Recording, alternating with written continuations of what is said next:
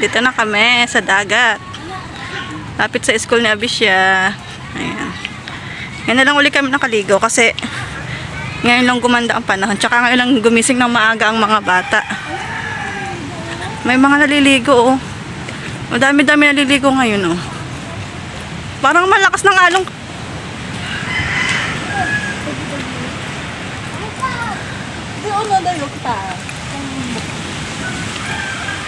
Wait lang.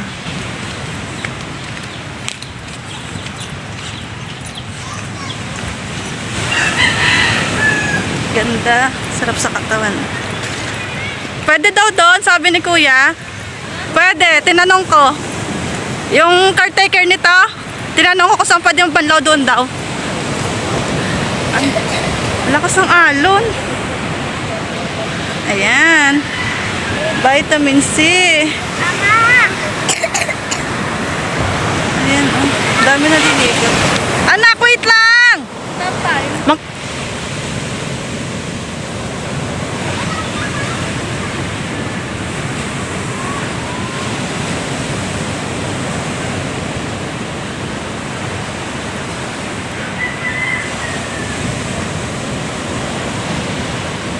Maalon today. Ayan.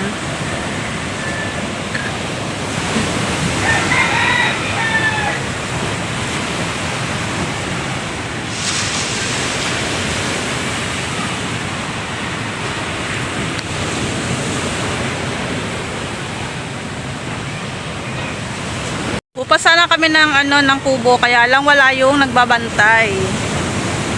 So dito lang kami sa gilid ng puno. Ilalim ng anong puno to? Puno ng talisay, medyo malilim dito.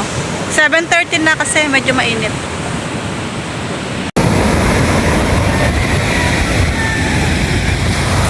Init na. Ha?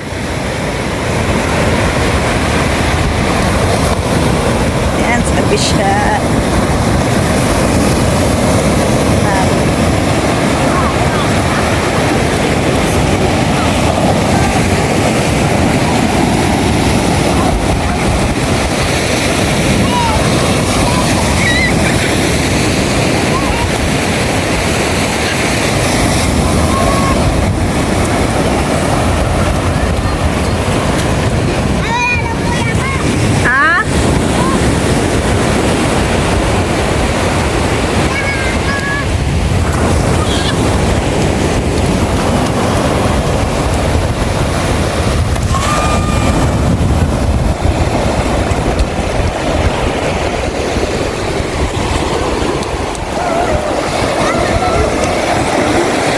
Ayos na. Ha?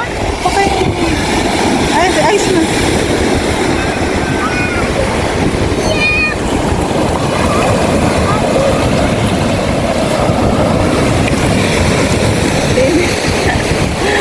Ayan.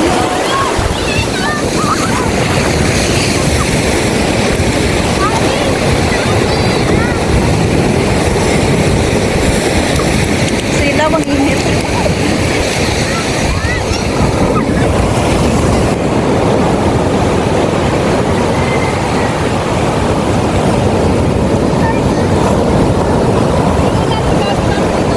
Okay, nakita ko naman. Nakikita ko. Si Lance, oh, tuwan-tuwa.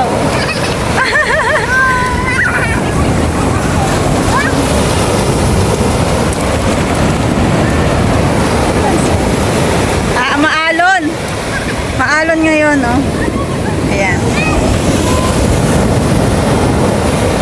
Ate Aki.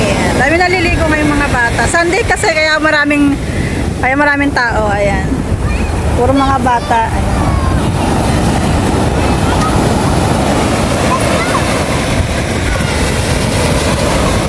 Ako ay dito lang. Ayan.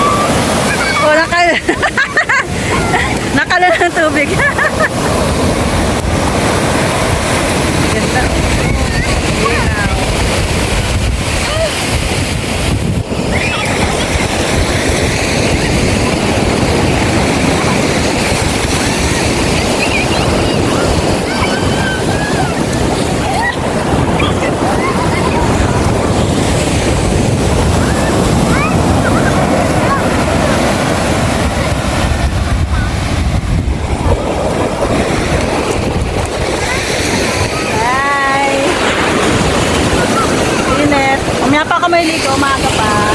So, ganito lang ako. Na kami sa bahay, kakarating lang namin. 9 o'clock, sakto, 1 hour. Ayan. Hindi pa ako naliligo. Nagbanlaw lang ako doon sa may poso. Kasi may poso doon eh. So nagbanlaw lang ako. Maliligo na ako. Sila ay nag-breakfast na kaagad. Ayan. Mga naligo na sila. Ito oh. Mga fresh na sila. Ako hindi pa ako naliligo. Pagdating ay kain agad. Nagugutom. Kami na pang sa bahay.